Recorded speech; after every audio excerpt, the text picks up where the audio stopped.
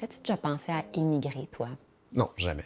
Jamais parce que quand j'étais petit, il n'y en avait pas des immigrants dans mon coin. Ça n'existait pas, ça fait pas partie de mon vocabulaire.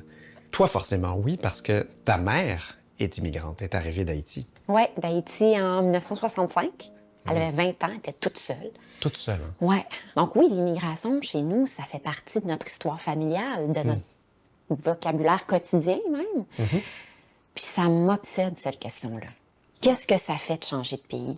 Puis de débarquer dans un endroit où on connaît personne, où on est un étranger. Puis là, il faut faire sa place, il faut trouver ses repères, puis se fabriquer un nouveau chez soi. Sais-tu quoi? Je pense que c'est ce que j'aime le plus de notre série, c'est que, bon, plein de monde en discute de l'immigration, on peut se poser la question nous-mêmes, mais là, on va demander à des immigrants comment ça se passe pour eux. Oui, on leur donne la parole à eux. Puis aujourd'hui, on leur laisse nous raconter c'est quoi d'arriver au Québec. Oui, madame.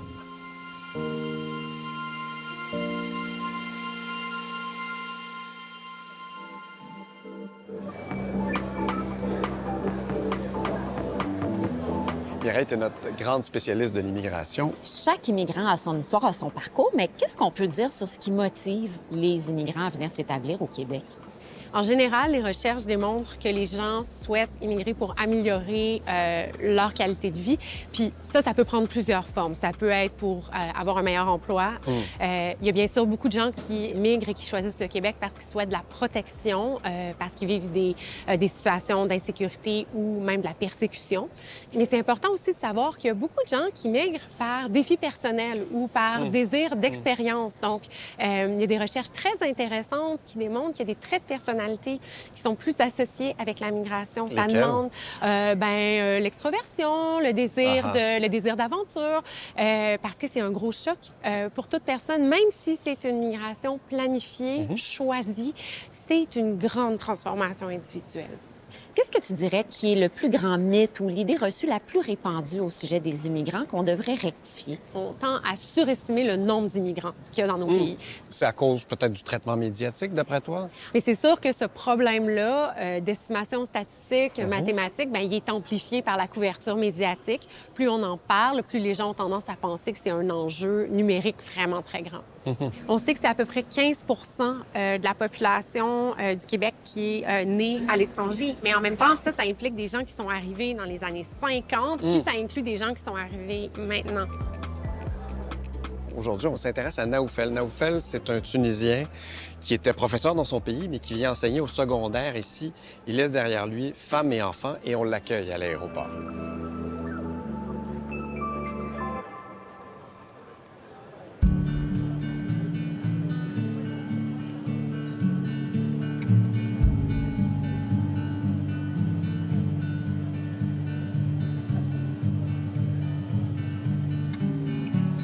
Naoufel.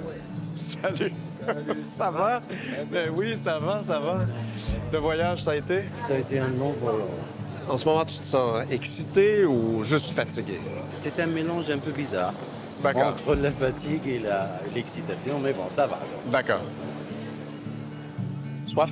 Oui, Vas-y. j'en ai vraiment besoin. C'est une nouvelle aventure, c'est quelque chose de nouveau qui m'attend, malgré l'amertume, malgré les larmes. Ah ouais. C'est difficile Ah ouais. de quitter une petite fille de 16 mois. 16 mois? Mm. Ah, pauvre homme. Oui, oui, oui. Et c'est pas ta seule enfance? Non, non, j'en ai 3, mais elle est la toute petite. Ah ouais. Ah oui, c'est la première fois qu'elle passe une nuit sans son père à ses côtés. OK. Mais bon, il faut faire avec. Ce sont des sacrifices. T'as une famille, t'as 3 enfants. Ouais. T'as Et une ma femme. femme également, elle est enseignante. Ils sont restés à Tunis. Ouais, c'était un choix. Ouais. J'avais la possibilité de les ramener avec moi dès le premier jour. Hein. C'est vrai? Ah oui, D'accord. ah oui. Je préfère venir en premier, aller à droite, à gauche, découvrir, voir, explorer, etc. D'accord. Par la suite, lorsqu'ils viendront, ils seront bien installés, Ouais. voilà. Donc, ton plan, si ça va bien, c'est de faire venir la famille éventuellement. Ouais. Dans combien de temps, disons? 2 ans plutôt. 2 ans, 2 ans, ok. 2 ans, ouais.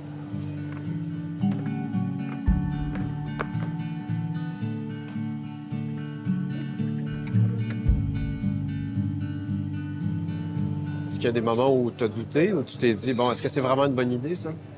J'en ai vraiment douté depuis hier. Depuis hier, hein? Je me suis dit, mais qu'est-ce que je suis en train de faire? Est-ce que j'ai fait de bons choix?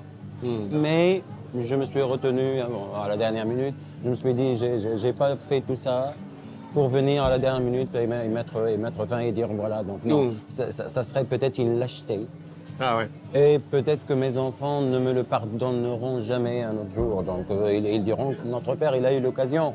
Peut-être de nous mener pour découvrir un autre monde différent, pour suivre des études peut-être donc avec un niveau différent, avoir des opportunités dans la vie, etc. Mais il ne l'a pas fait pour nous, donc voilà. Ah ouais. Mais bon. Bon. Mais bon. Pourquoi t'es venu ici? La qualité de vie. T'as fini tes cours en Tunisie à quel moment? Ton dernier cours, c'était quand? C'était il y a 2 jours. Il y a 2 jours. Il y a 2 jours, t'étais dans ta classe. Ah, bien sûr. C'est difficile, hein. C'est difficile à expliquer parce que de là où je viens, on entretient de bonnes relations avec les élèves. On n'est pas là pour leur enseigner, on est là pour leur apprendre à vivre, pour les guider, pour les orienter. Tu sais qu'on est collègues, hein? Moi, j'enseigne aussi. Toi, t'es à Saint-Eustache, c'est là où tu vas travailler? L'école secondaire des Patriotes. Et moi, j'enseigne à Sainte-Thérèse, donc à côté. Ah, oui. Ouais, vraiment à 10 minutes. On est voisins. On est voisins, Ouais, voilà. on est Puis voisins. j'enseigne au cégep, par contre, le niveau d'après. Ah, Donc, tu ouais. me les prépares bien, puis après ça, ils vont venir chez moi. Pour les...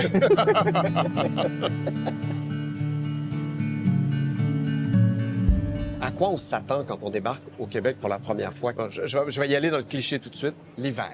Il peut faire très froid. Oui, bien sûr, il peut faire très froid. Mais ça ne veut pas dire que chez nous, il ne fait jamais froid. Hein. Ah. J'ai passé 4 années au désert. Je sais ce que c'est le froid la nuit. Que- Donc, Non. vous allez voir. Non, je te dis rien. Bon, c'est pas grave. Mais ça serait une découverte. Ça serait une découverte et je vais le découvrir, je vais le vivre. Donc, OK. Ben, regarde, je vais te laisser faire tes démarches. Je te suis. Sarah, enchanté. Bonjour, Philippe. Donc, tu es là. C'est mon ange gardien. C'est ton ange gardien. Mon ange gardien. C'est D'accord. elle qui s'est occupée de tout. C'est vrai? Sans elle, je serais déjà perdu. D'accord. Je ne serais pas là. Je vais juste t'expliquer les prochaines étapes pour que tu puisses savoir où est-ce que tu vas. Moi, je reste disponible si tu as des questions. Et puis après, ce sera le début de ta nouvelle aventure. Sarah, concrètement, qu'est-ce qui se passe aujourd'hui? Je l'accompagne à la banque pour qu'il puisse finaliser son compte bancaire pour avoir toutes les informations pour envoyer à son employeur. Ouais. Et ensuite, c'est taxi et maison. Taxi, c'est moi en Oui. l'occurrence. Aujourd'hui, c'est ça. Bonjour. J'ai un talent. Bonjour. À tout à l'heure. je peux m'installer ici. C'est une là-bas. banque, ça? C'est pas une banque, c'est un garde-robe.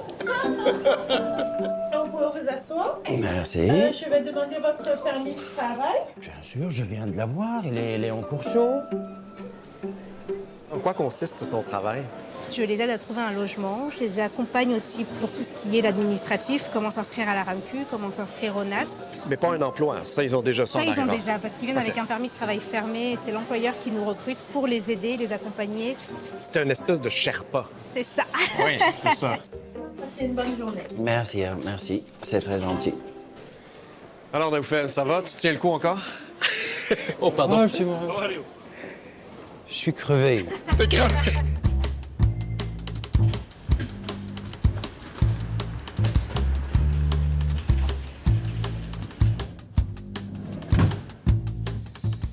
Là, il est quelle heure pour toi?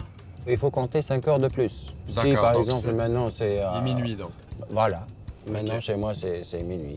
Et je continue à tenir le coup, malgré un ami qui n'arrête pas de me poser des questions. Voilà. Et pourtant, je tiens le coup. Bon, t'as rien à manger sûrement à la maison. On va arrêter chercher des provisions un peu. Qu'est-ce que t'en penses? Je vais finir par m'endormir ici. Hein. Ouais, c'est ça. Regarde, ça fait partie de l'expérience, c'est un dépanneur. J'aurais pu t'amener manger une poutine, mais on va y aller tranquillement. T'as entendu parler de la poutine? Non, c'est notre plat national. C'est des frites, du fromage qui fait squick-quick et de la sauce brune. Sauce brune. Ouais, brune. À base de... De brun, hein? Essentiellement, c'est une sauce à base de brun. Bon, on va commencer par le dépanneur. C'est un grand moment. Alors, je t'offre ton déjeuner de demain matin. Merci. Veux-tu des céréales? C'est pas comme chez toi. Hein? Alors, si on a pris des céréales, ça prend du lait. T'as pas de problème de surpoids. Donc, allons-y avec du 3 %. Ça va? Yes. Macaroni au fromage? Ah non. Non? C'est bon, ça? Merci, OK. c'est bon. Merci. Merci, excellente soirée. C'est ma première soirée avec vous ici. Donc, chez vous plutôt, pas avec vous. Belle soirée. Dans le quartier. Excellente soirée, merci. C'était une journée vraiment exceptionnelle. Tu m'as promis de me faire découvrir et de me faire visiter. Oui. Puis toi, tu me feras visiter ton école, s'ils sont d'accord, évidemment. Shukran. Yatik Saha. Et puis bonne nuit, surtout, hein? Merci. Ouais, tu peux aller dormir. Ça va? T'as pas besoin de somnifères? Ciao, à bientôt. À très bientôt.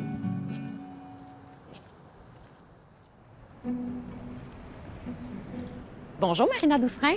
Quand on pense à l'adaptation des immigrants, on pense peut-être plus spontanément aux dimensions matérielles très concrètes. Il faut trouver un logement, il faut trouver un gagne-pain, comprendre comment fonctionne l'autobus, l'épicerie, etc. Mais il y a aussi une dimension psychologique qui est hyper exigeante. Oui, une énorme dimension psychologique. Quand on est dans une situation d'immigration, qu'on vient juste d'immigrer, c'est comme si son quotidien au complet devenait ce « OK, qu'est-ce que je fais maintenant? Comment il faut que j'agisse? Cette personne-là, elle m'a souri un peu beaucoup pour la manière dont je suis habituée. Est-ce que je souris autant? » Le pilote automatique ne marche plus. Donc, il faut maintenant repenser à chaque aspect du quotidien. Et ça, c'est incroyablement énergivore. Vous avez découvert une caractéristique du système nerveux qui aide les gens à mieux s'intégrer à une société. De quoi il s'agit? Alors, il s'agit de l'arythmie respiratoire sinusale, qui est en fait juste un indice de dans quelle mesure notre cœur bat de manière régulière ou pas. Normalement, puis tout le monde a ça, c'est un phénomène absolument naturel, le cœur va battre à un intervalle qui change un petit peu avec le rythme de la respiration. Quand j'inspire, le cœur bat un petit peu plus vite, et quand j'expire, le cœur bat un petit peu plus doucement. Et ça, c'est totalement normal. C'est totalement normal. Le niveau d'irrégularité, d'une certaine manière, va varier selon les personnes. Pourquoi est-ce qu'on s'intéresse à ça? Parce qu'en fait, ça reflète le fonctionnement de tout un système neurophysiologique d'engagement social. Donc, à quel point je suis arythmique, c'est une mesure de à quel point je fonctionne socialement. Exactement. C'est le petit indice qu'on a pu avoir parce que justement, on ne peut pas observer tout ça directement. Et ça, dans un contexte migratoire, pourquoi c'est important? Donc, ça, c'est essentiel parce qu'en fait, on se retrouve constamment dans des situations où on n'a pas nos scripts habituels. Si j'ai un meilleur outillage physiologique ou dans une situation complètement nouvelle où je ne suis pas certaine de ce qui se passe, je vais être plus à même de reconnaître, d'essayer d'apaiser la situation, de contourner un stress, de persister dans une situation de stress. Je vais mieux pouvoir gérer ces situations interculturelles. Dans une étude, vous avez pu mesurer le lien entre cette arythmie sinusale respiratoire à l'arrivée et l'intégration quelques mois plus tard. Oui. Ce qu'on a pu constater, c'est que les personnes qui arrivaient avec une arythmie respiratoire plus élevée, donc davantage de cette variabilité du rythme cardiaque, davantage de cette capacité d'engagement social, allaient davantage s'intégrer à travers l'année. C'est comme une mesure de la souplesse ou de l'agilité dans des situations sociales stressantes ou inconnues. Est-ce qu'on peut le dire comme ça? Il y a une portion de flexibilité, mais il y a vraiment une portion de capacité à s'engager dans une situation sociale. À aller vers l'autre. À aller au vers lieu l'autre et à fouler en boule. recevoir le contenu social d'une interaction. Je serais vraiment curieuse de mesurer la mienne, mon arythmie respiratoire sinusale, pour voir si moi, je serais une bonne candidate à l'intégration dans un nouveau pays. Bien, on peut absolument aller la mesurer. Je vous suis.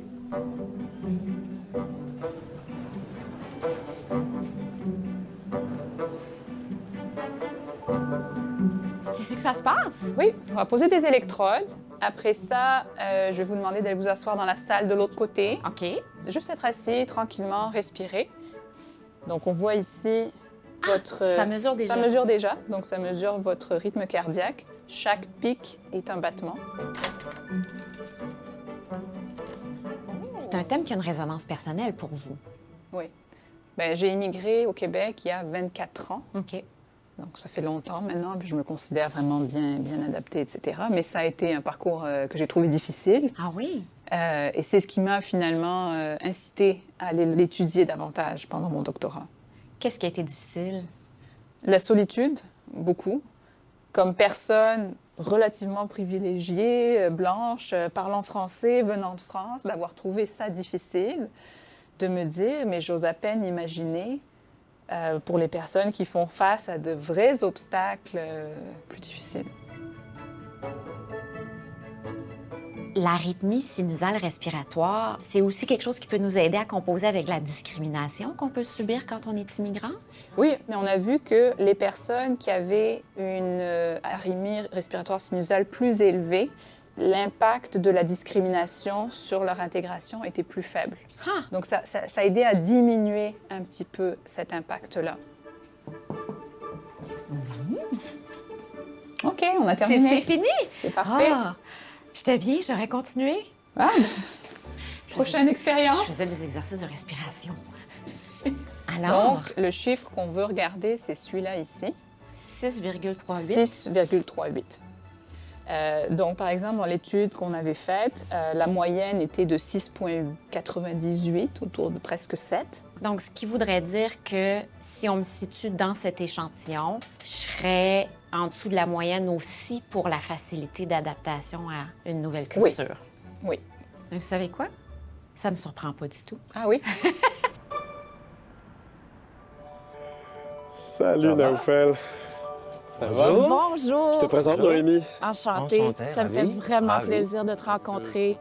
Comment tu te sens? Un peu stressé, mais bon, ça va aller. Ouais. Un peu Ça stressé. va aller, ouais. Il y a beaucoup de choses qui se passent en toi là, en Ouais, ce dans, moment. dans ma tête, il y a plein de choses.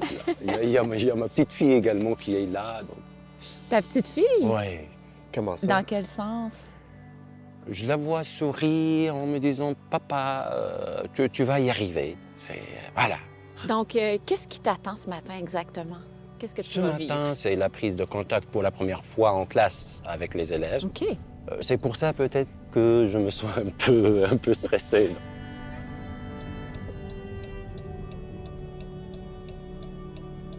Ça fait 1 mois que tu es arrivé. Comment ça se passe depuis 1 mois, ton établissement au Québec? Franchement, donc, je me sens très bien. Même j'ai un ami qui est venu me voir il y a 2 jours, on a fait le tour, etc. Donc c'était fantastique. Je lui ai même fait découvrir le sirop d'érable. Il n'avait aucune idée de ce que c'était. Ben, t'es déjà un tout petit peu québécois, Naoufel. Je suis bien entouré, franchement, donc j'ai de la chance. Ça va, Naoufel? Ça va, ça va. T'as encore temps de changer d'idée, hein?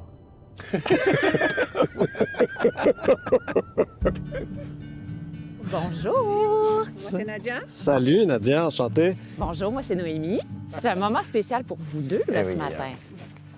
Moi, j'ai comme l'impression que je vais accompagner mon fils à sa première journée à l'école. Et Naoufel se sent comme sa première journée à l'école, Oui, ça tombe bien. pourtant j'ai 17 ans d'expertise, mais j'ai l'impression que c'est la première fois que je vais être en classe avec des élèves. C'est bizarre. Wow. C'est bizarre. Vas-y, oh! Hey, c'est une école de luxe, il y a un portier. C'est la première journée d'enseignement de Naoufel aujourd'hui. Qu'est-ce que ça représente pour vous, cette journée-là? Ça représente le fruit d'une préparation de 2 semaines. J'ai essayé de lui donner des conseils pratiques pour adapter ses compétences à notre système éducatif québécois. Là où j'étais, en Tunisie, donc par exemple, ce qu'on appelle les nouvelles technologies de l'information, etc., donc ce ne sont pas vraiment utilisées un peu partout. Donc avec Nadia, j'ai découvert donc, plusieurs choses qui sont en usage ici à l'école. Donc, c'est pas les mêmes outils que vous avez en Bien Tunisie? sûr que non. On vient du même système éducatif. T'es tunisienne. Oui, justement, je Voilà. suis tunisienne. Elle me soutient, même pour me dire que tout va bien se passer, donc t'inquiète pas, je suis toujours là, donc je me sens en sécurité avec elle. Ça va, t'es parfaitement relax pour ton premier cours, là? Ouais. Ça commence à monter un petit peu.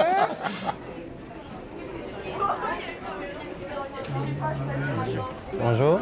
Bonjour. Mon prénom c'est Naoufel. Je viens tout juste de la Tunisie et je vais essayer de faire de mon mieux pour mettre mon expérience, pour mettre mon savoir-faire, ma façon de faire à votre service. Je vous parle un peu de moi quand même pour que vous puissiez me connaître. Je suis un père de famille. J'ai laissé 3 petits-enfants à des milliers de kilomètres, donc je les vois à travers les réseaux sociaux, donc je les vois tous les jours, mais ils me manquent vraiment. Mais j'ai la chance d'avoir des élèves comme vous à travers lesquels je vais revoir l'image de mes enfants et on va se voir pratiquement tous les jours. Donc c'est une autre chance pour moi. Je suis là pour vous aider, on est là pour travailler ensemble. Moi, j'ai vraiment beaucoup aimé l'atmosphère dans le cours et surtout sa fluidité dans le français et la matière. Je trouvais qu'il était très bon là-dedans. On avait déjà eu des profs qui provenaient d'ailleurs et qui avaient plus de difficultés, mais là, il avait l'air de assez bien s'exprimer. Et qu'est-ce que vous avez pensé quand il a dit au début que sa famille était restée à la maison? Moi, ça m'a fait un peu pitié parce que c'est dur de quitter sa famille et son pays et toute sa vie pour une nouvelle expérience, pour une nouvelle aventure et tout. Et ça demande beaucoup de courage. Moi, s'il y a autre chose que vous voulez connaître ou bien savoir, je vous répondrai avec grand plaisir. Donc, les entendre parler après ce premier cours et faire part de leur première impression, c'est quelque chose qui me donne vraiment le courage et l'envie de continuer. Ouais. Et ça ne peut que m'encourager, me donner la force encore pour essayer d'affiner, d'ajuster, d'améliorer. Ouais. Voilà.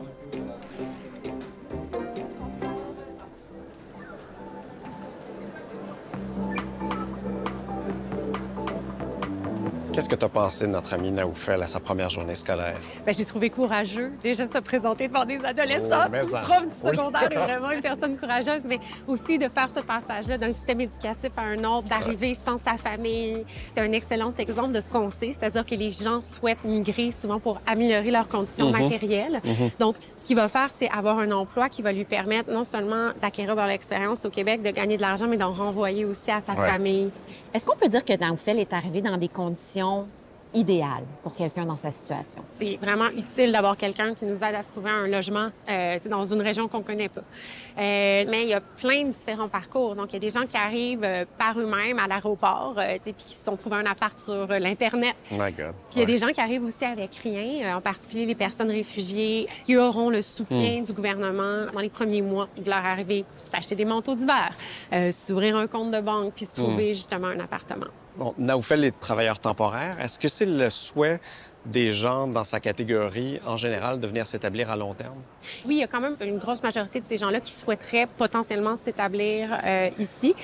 Le gouvernement rend ça possible jusqu'à un certain point. Ce qui est important de savoir, c'est que dans les dernières années, nos gouvernements ont réformé de façon très fréquente ces programmes-là, en changeant les critères d'éligibilité, en les ouvrant, en les fermant, en créant des nouvelles conditions. Donc, on espère que pour Naoufel, ça va fonctionner, mais on ne sait pas à la fin de son permis de travail s'il sera éligible au programme à ce moment-là.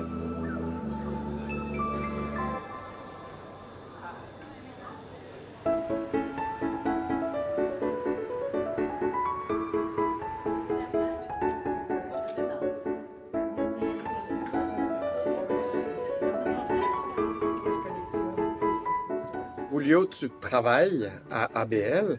Qu'est-ce que vous faites, en fait, ici? Il y a vraiment beaucoup de choses à faire quand on arrive. Et ABL Immigration aide les immigrants avec tout ça.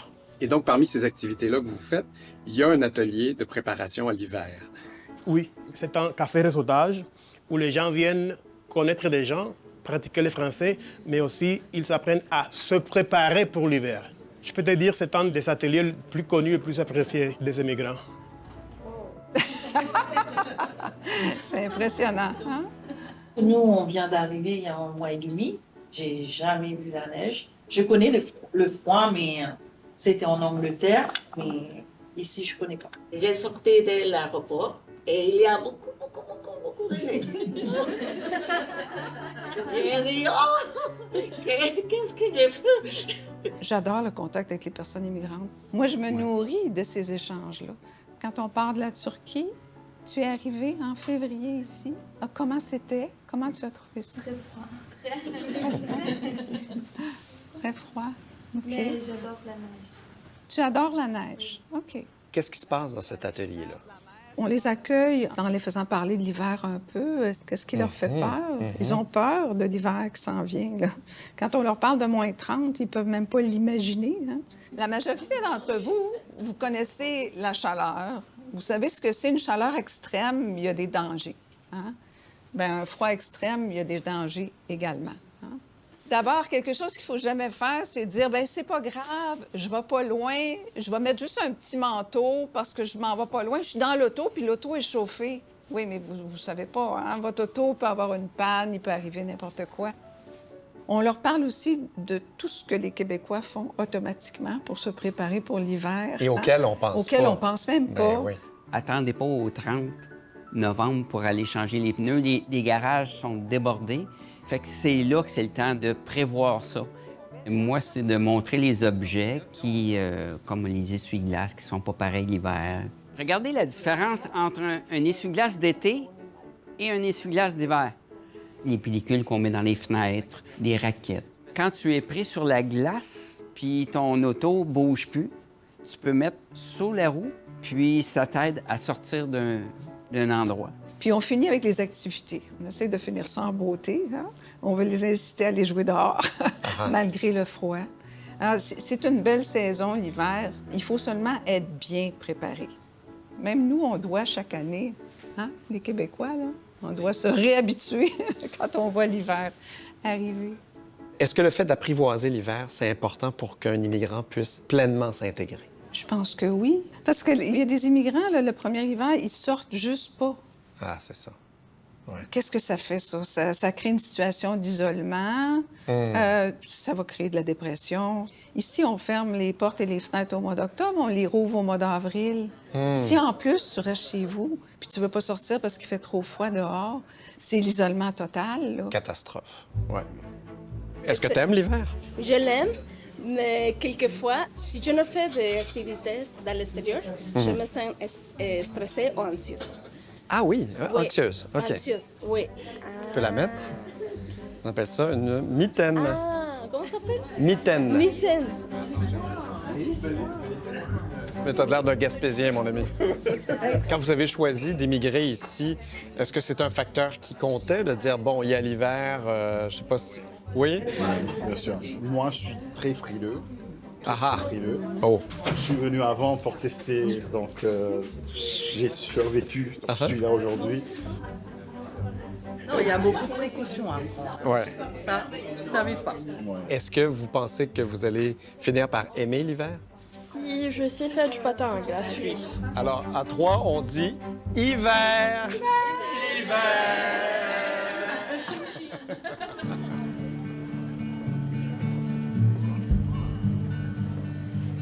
Merci pour tout, Naoufel. Ça a bien été? Oui, ça a bien été. Je tiens à vous remercier également. Est-ce que tu sens que tu es un petit peu en train de devenir québécois déjà?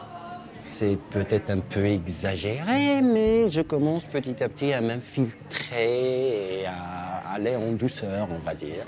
Je veux sentir comme une partie intégrante de ce milieu dans lequel je vis.